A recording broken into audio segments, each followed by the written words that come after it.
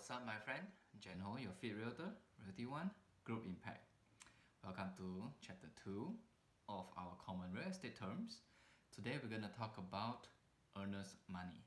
So the legal definition of an earnest money, I'm going to read it off, is a deposit of money upfront to indicate a sincere intention to complete a transaction.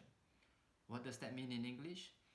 Basically, it is a deposit that is made by the buyer upfront. It could be when the offer is submitted, or it could be when the offer is accepted, and typically it goes into a trust account. What this earnest money does is it gives good faith to the seller to remove the property off the market, to stop marketing it, to stop showing it.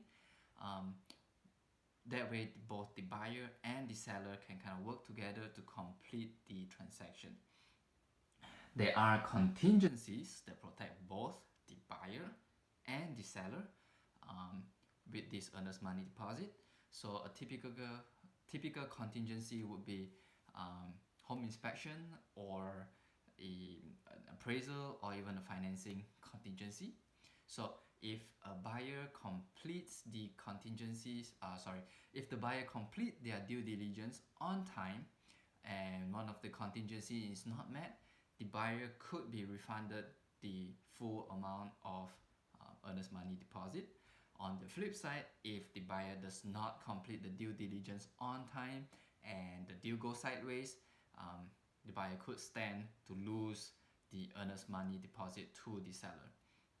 Now, in a multiple bid situation, earnest money could also play an important role, where the higher earnest money comes with the offer could mean the buyer is more willing to complete the deal. Just think about it in numbers. A $3,000 earnest money deposit from a buyer could mean that the buyer would be more motivated to finish the deal, to complete the deal, versus putting up $1,000 in earnest money deposit. So in short, earnest money is basically skin in the game, basically a good faith deposit from the buyer to the seller in the deal that goes into a trust account.